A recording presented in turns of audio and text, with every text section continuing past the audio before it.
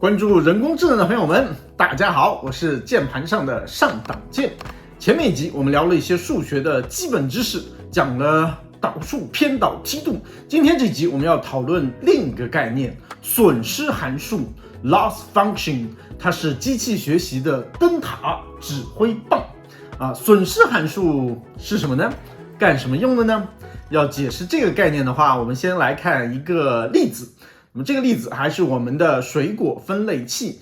这个水果分类器是用来鉴定图片的，那么分别是苹果、香蕉还是橘子。那么假设呢，我们已经训练好了这个水果分类器，那么通过调整这个水果分类器神经网络的一些参数，那么我们得到了两个模型。由于这两个神经网络模型的参数是不一样的，所以输出的结果也是不一样的。现在我们有3张图片，分别是香蕉、橘子和苹果。那么我们依次输入这两个模型，得到的结果假设是这样子的。比如说第一个模型的结果，当我们输入香蕉图片的时候，得到的是苹果、香蕉、橘子概率分别是20%、60%、20%。那么输入橘子图片的时候，得到是苹果、香蕉、橘子概率分别是40%、20%、50%。那么输入苹果图片的时候，得到的是苹果、香蕉、橘子的概率分别是40%、30%、20%。如果画成表格的话，就是这样子的。那么我们再来看第二个模型的结果，假设第二个模型的结果是这样的：当我们输入香蕉图片的时候，得到的是苹果、香蕉、橘子的概率分别是10%、80%、10%。如果输入橘子图片的时候，得到的是苹果、香蕉、橘子的概率分别是20%、10%、70%。那么输入苹果图片的时候，得到的是苹果、香蕉、橘子的概率分别是60%、10%和30%。那么画成表格的话呢，就是这样子的。那么如果我们认为神经网络中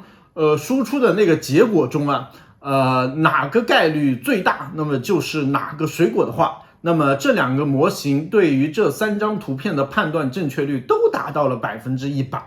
那么正确率的计算公式也很简单，那么预测正确的个数，那么除以一个输入图片的张数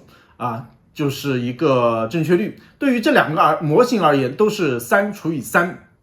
都是100%，全都对，都是非常不错的模型。但是呢，即使不需要任何的数学知识，我们就可以非常直观的感觉出第二个模型比第一个模型那是更加的靠谱。如果让你在两个模型中选一个的话，那你一定会选第二个，对不对？显然正确率或者说是错误率是不足以用来判定一个模型的好坏的。那么我们呢就需要另外的指标，这个另外的指标就叫做损失函数。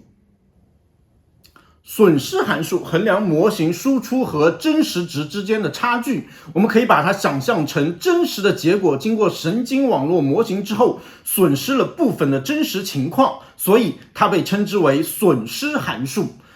既然叫做损失函数，那它肯定是有一个表达式的嘛。最早也是最显而易见的一个衡量真实的结果和预测结果之间差异的方式，就是均方差了。那么学过概率论或者数理统计的朋友，对均方差那是再熟悉不过了。这是一个非常基础的统计学指标。那么均方差的计算方式呢也很简单，就是预测值和真实值相减，然后再平方一下。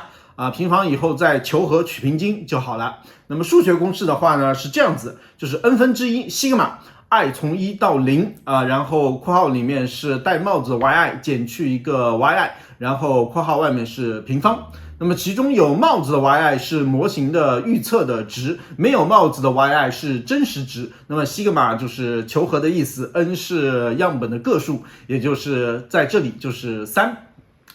那我们用水果分类器这个例子来给大家演示一下整个计算过程。那么先给出第一个模型的计算，当输入香蕉图片的时候，输出的结果是苹果、香蕉、橘子概率分别是 0.2、0.6 和 0.2， 但是我们知道真实的值应该是010，因为我们知道图片如果是香蕉的话，它就不可能是苹果和橘子，所以只能是010。那么均方差的计算方式就是这样子的。那么神经网络果输出的是苹果的概率减去真实是苹果的概率的可能，然后再平方一下，也就是 0.2 减去一个0平方等于 0.04， 然后加上输出的是香蕉的概率减去真实是香蕉概率的可能的平方，也就是加上一个 0.6 减1的平方等于 0.16， 然后再加上输出是橘子的概率减去真实是橘子的可能的平方，也就是 0.2 减去一个0的平方等于 0.04， 然后我们就可以把它加在一起，就是 0.04 加上 0.16 加上 0.04 等于 0.24。同理，我们再计算输入橘子图片时的方差，就是 0.4 减0的平方加上 0.2 减0的平方加上 0.5 减1的平方等于 0.45。接着我们再计算输入苹果图片时的方差，也就是 0.4 减1的平方加上 0.3 减0的平方加上 0.3 减0的平方就等于 0.54。那么最后我们把三种情况加在一起除以它们的个数，也就是3个，得到 0.24 加上 0.45 加上 0.54 除以个3就等于 0.41。这样我们就计算得到了第一个模型输出结果的均方差是 0.41。然后我们计算第二个模型的均方差，这个计算过程和第一个模型呢是一模一样的，我们直接就代入数字。当我们输入的图片是香蕉的时候，那么第二个模型的方差是0.1 减0的平方加上 0.8 减1的平方加上 0.1 减0的平方等于 0.06。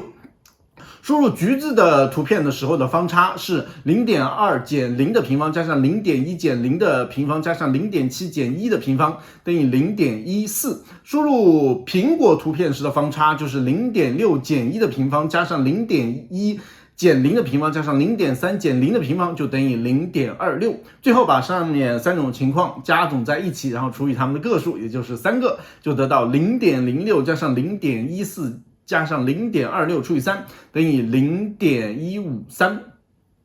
大家有没有看到？显然第二个模型的均方差的值是 0.153， 比第一个模型的 0.54 要小，也就意味着第二个模型输出的结果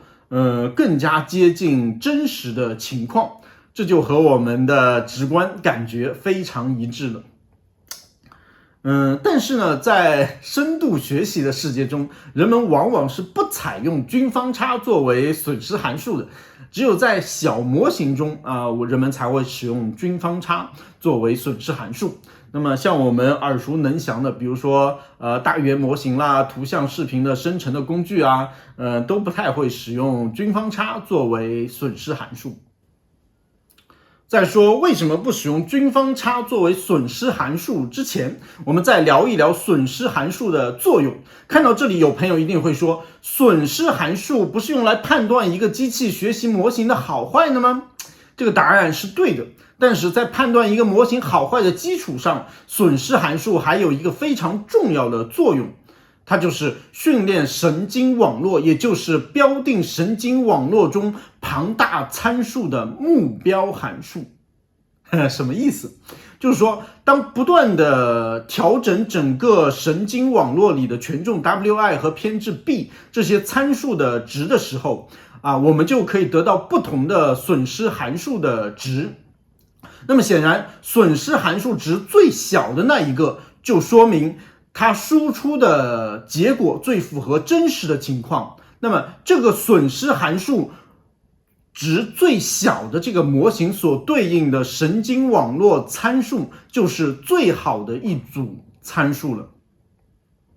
所以我们在视频的一开头就称损失函数为机器学习的灯塔，它为神经网络的学习指明了方向。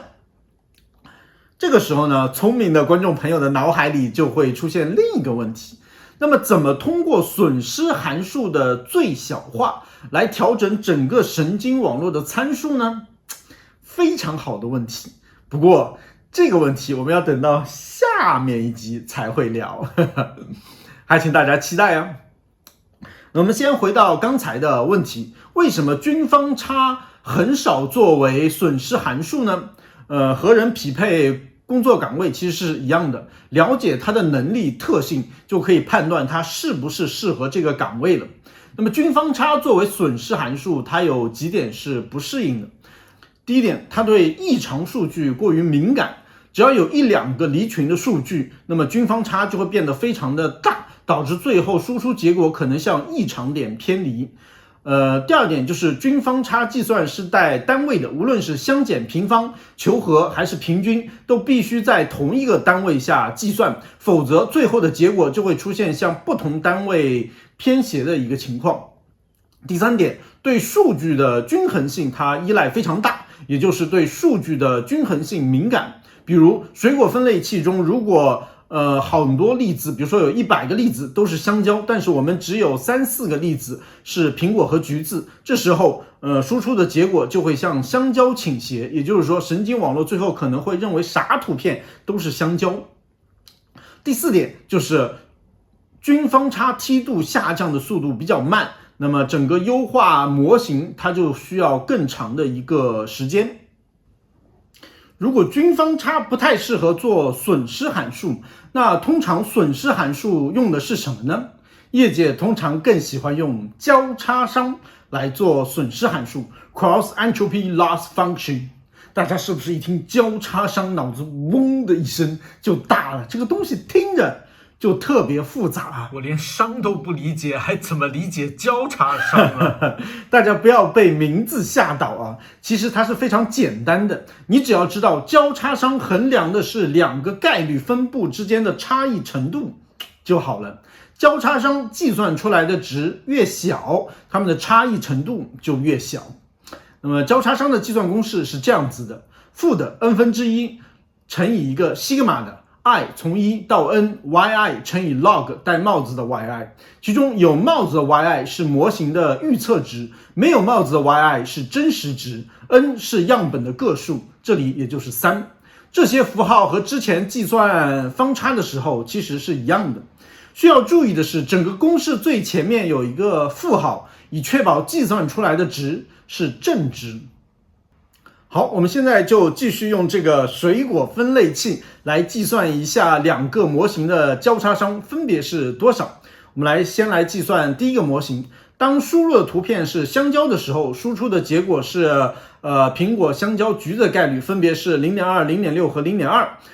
但是我们知道真实的值应该是010。因为我们知道图片如果是香蕉的话，就不可能是苹果和橘子。那么交叉商的计算方式就是这样子的：当输出的是苹果的概率，然后我们以苹果的概率取以自然对数 e 为底的对数值，然后再乘以它的真实值，也就是0啊，就像这样，负0乘以 ln 0.2就等于0。再加上输出的是香蕉的概率取以自然对数 e 为底的对数值，然后乘以它的真实值，也就是1，就像这样，加上一个负1乘以 ln 0.6就等于 0.5108。再加上输出的是橘子的概率取以自然对数 e 为底的对数值，然后乘以它的真实值，也就是0，就像是这样，加上一个负0乘以 ln 0.2就等于0。求和就得到0加上 0.5108 加上0等于 0.5108。同理，我们在计算输入橘子图片时的方差，那么连起来就是负0乘以 ln 0.4 加上负0乘以 ln 0.2 加上负1乘以 ln 0.5就等于 0.6931。接着我们再计算输出苹果图片时的方差，那么连起来就是负1乘以 ln 0.4 加上负0乘以 ln 0.3 加上负0乘以 ln 0.3等于 0.9163。最后我们把上面3种情况加在一起，除以它们的个数，也就是3个，就得到 0.5108 加上 0.6931 加上 0.9163 除以3就等于 0.7067。这样我们就计算得到了第一个模型输出的结果的交叉商是 0.7067。然后我们再计算第二个模型的交叉商，这个计算过程呢和第一个模型是一模一样的，我们就直接代入数字。那么当输入的图片是相交的时候，那么第二个模型的交叉商的第一步就是-0乘以 ln 0.1加上括号-1乘以 ln 0.8加上括号-0乘以 ln 0.1就等于0.2231。那么输入橘子图片时的交叉商就是-0乘以 ln 0.2加上-0乘以 ln 0.1加上-1乘以 ln 0.7，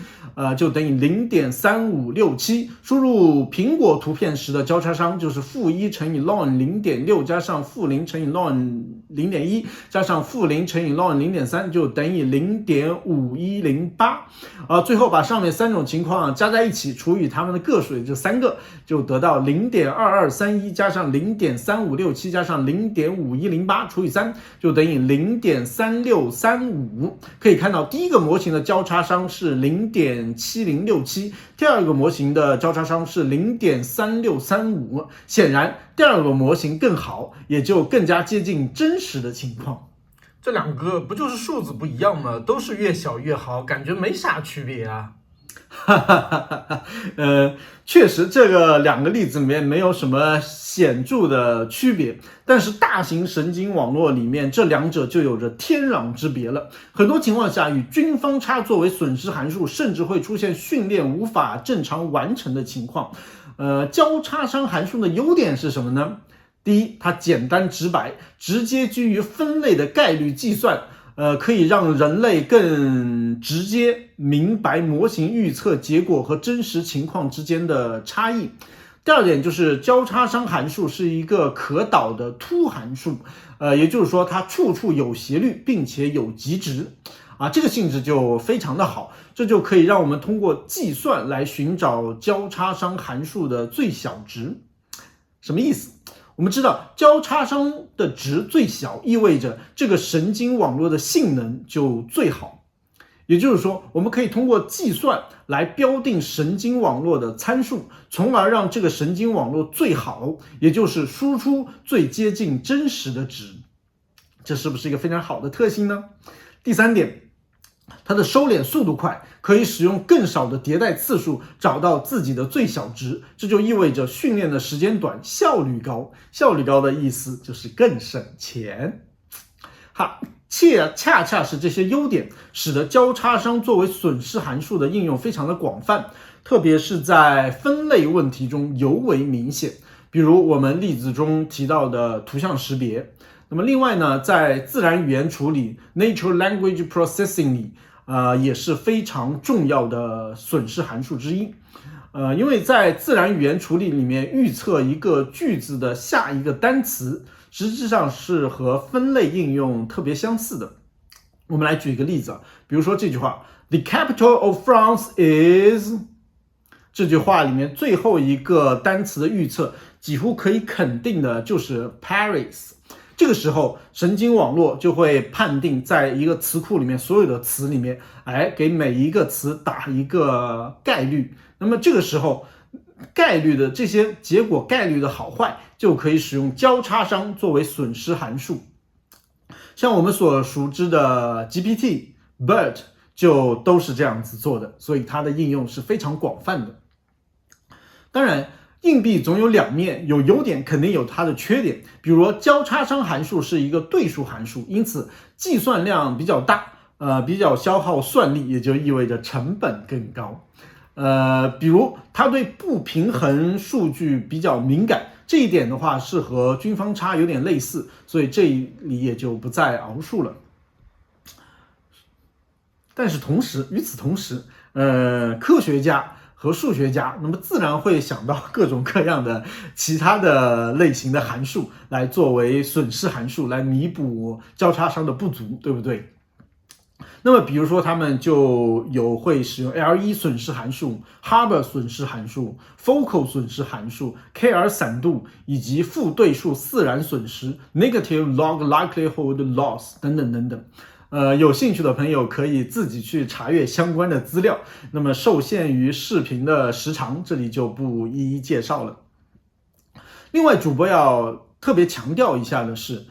虽然这个视频用了非常大的篇幅介绍了均方差损失函数和交叉损失函数的计算过程，但是在实际应用中，计算这种事情从来都是由计算机完成的，而且